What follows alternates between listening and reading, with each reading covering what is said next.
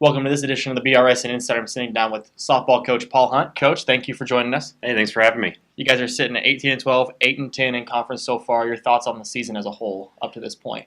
Well, it's always a little bit sad when you fall under that 500 mark, but we're really kind of excited about where we're at for being below 500. We found a lot of games where we've left the tying run on second base, third base, winning run on second base. Yeah.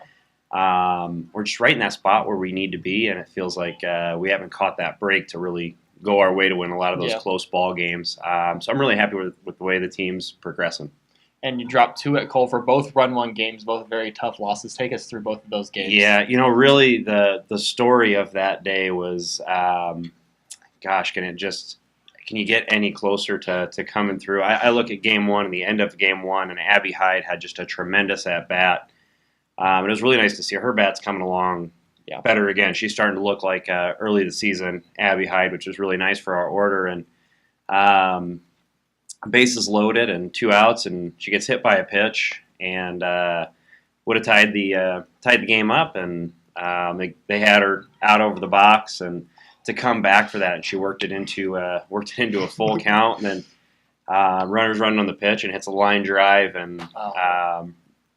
Hit Regina Splain on its way to the outfield, and it's like, what are the chances? What are the odds of those 2 things happening? Yeah, it was just 2 ways to win a ball game and just being that close. And it was a little disheartening. Game 2 we were in the same spot. I mean, we had Sarah Methvin led the 7th inning off with a double, and ended up leaving it stranded without scoring that tying run. So a tough loss to a good Culver team. They're looking really strong in the conference right now. Yep. You guys get Evangel on Saturday. You swept them at their place earlier in the year. What did you learn from those 2 games that will help you on Saturday? Well, and really it comes down to hitting the ball the other way against Evangel. They're going to try to live outer half throughout most of the day. And they've got their number 2 throws a little bit harder than their number 1. Will come in and try to jam us a little bit early game 1, but then she lives away for most of her outings as well. Yeah. So a test for our hitters to come back and just stay patient. And I really think if we get to a spot where we're making the plays we need to make the routine plays, we're going to have some success on Saturday. And then you travel to Fayette to play the number 18 ranked team in the country, CMU. Gave them a run in both games the first time around. Yep. What did you learn from those 2 games that'll help on Sunday? Well, and that's it was just nice to see their pitching. They've got good game 1, game 2 starters are both going to be strong. And anytime hitters have that advantage of just seeing more at bats, definitely starts to give them the advantage. Yeah. And I'm just really excited to see the approach that we can have to jump on early strikes and to leave that rise ball up. And then that's part of a stretch of where you played 10 games straight on the road over a 2-week period. Talk about your expectations for that stretch and how important this stretch is for your team.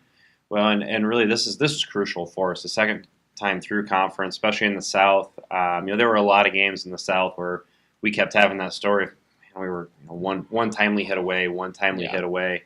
For us to kind of hit our goals, and we feel like we need to start looking at getting seeded 5 or 6 in the conference to be in that conference tournament to be where we want to be. Yeah. And we think that's really within reach if we just take care of the games that we're supposed to have on paper. And to put 10 of those games on the road right now, it is a little bit of a challenge. So really for us, giving Coach Holliday just a ton of credit for just keeping our girls healthy. If we can stay where we're at 100% every day out, or as close to 100% as you can be when you're adding in all the travel, I think that's probably our biggest challenge. And then you mentioned the conference tournament. What's the outlook for the rest of the conference right now? Well, it's really tight. If you get outside of Grandview and CMU, who look like they've got 1 and 2 pretty well in hand. From seeding 4 through 7, 4 through 8. Everything's going to be separated by just a couple of games. A lot of teams that are hovering right around that 500 mark. It really says a lot about the strength of the conference. There's not a game anybody can walk into, and it's a sure win for anybody in the conference. So, we're excited to kind of see how that all plays out and to see what matchups we draw come conference tournament time. And I didn't preview this before, but your biggest surprise for the team so far this year? Really our depth. I say that with a team where we've had 16 suited up, but we've successfully used everybody on our roster has had contributing moments. Yeah. This past week we lost Lily Ross to a concussion, and she's been battling to get back. And people are playing positions they haven't played since the fall, and just stepping in and doing a really nice job. Yeah. So really, just to see those role players really step up and embrace what their jobs have been has really been remarkable. And your expectations for the rest of the year? I'm excited. I think we've got a favorable schedule in front of us. I really feel like we're gonna end the season on a high note. I really have been telling the girls this all year. It's a really dangerous tournament team. Yeah. They definitely have the ability to upset a couple people that are a little bit better on paper than us. Yeah. If we get into where we're higher than that 7 seed and don't have to worry about the play-in game and then to worry about matchups, we should be probably favored in 2 postseason games right away, which would be a huge advantage for them. Yeah, definitely. So, Coach, thank you very much for joining us. You betcha. Thanks for having me. Benedictine College softball coach Paul Hunt on the BRSN Insider. A wise man once said, "The world offers you comfort, but you were not made for comfort. You were made for greatness."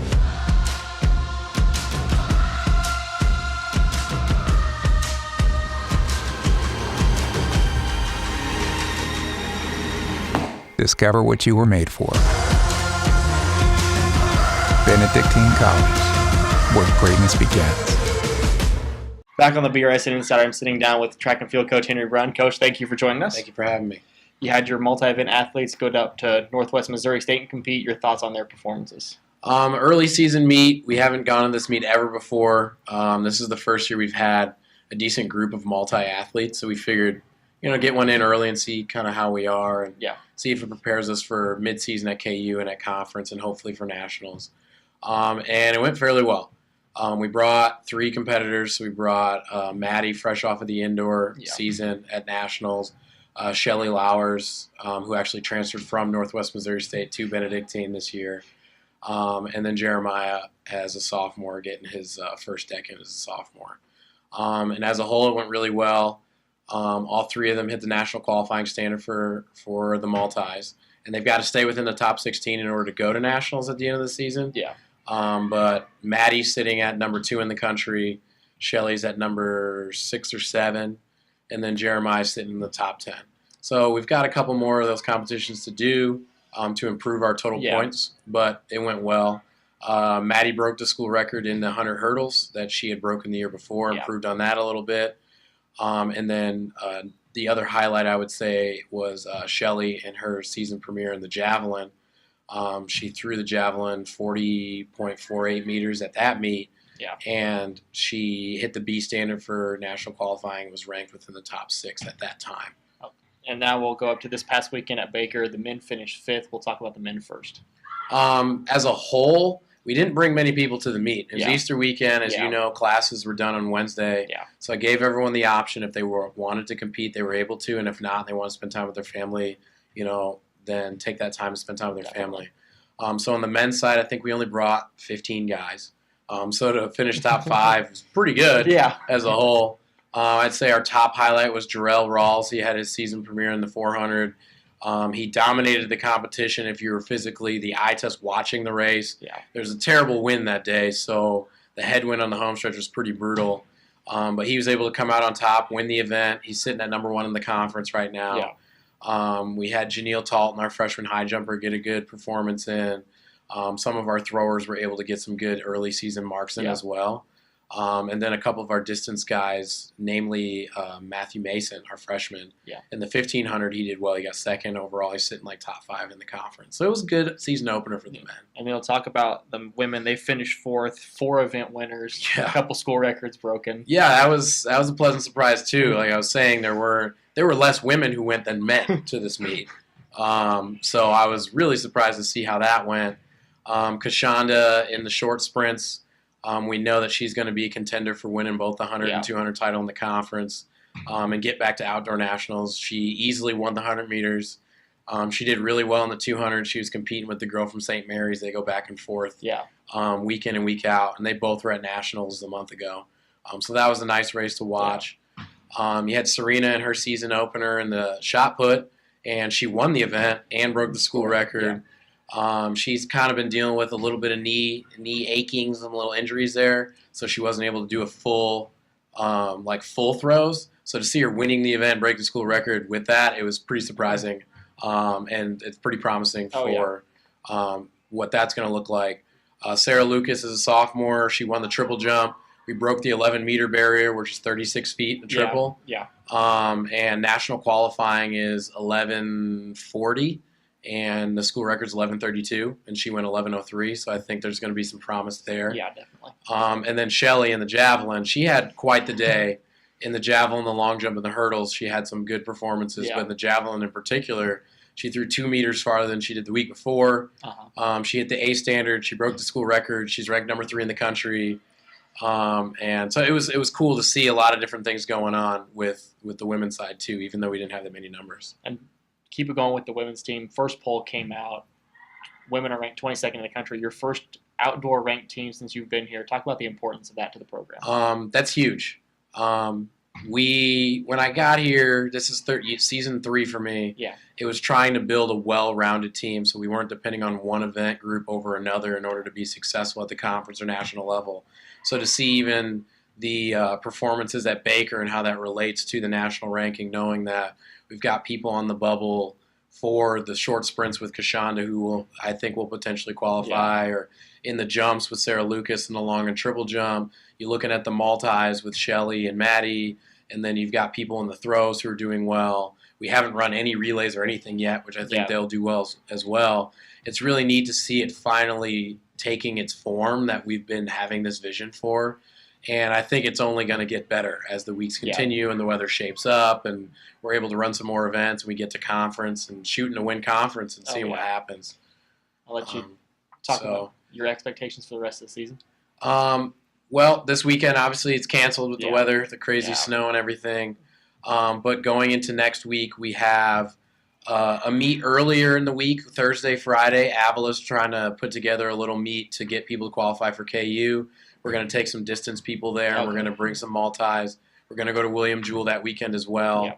And that will be our first true test against some good competition regionally. And then it's a couple weeks just leading up to conference and seeing how we're performing early and the training's looking good. I think we have a legitimate shot at trying to win the conference title on the women's side. On the men's side, we're shaping up to be pretty well-rounded as well.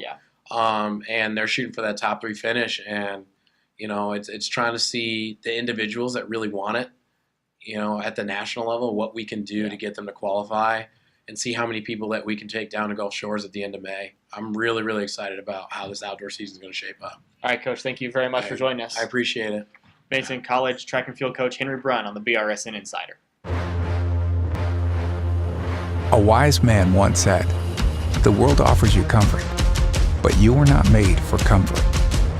You were made for greatness."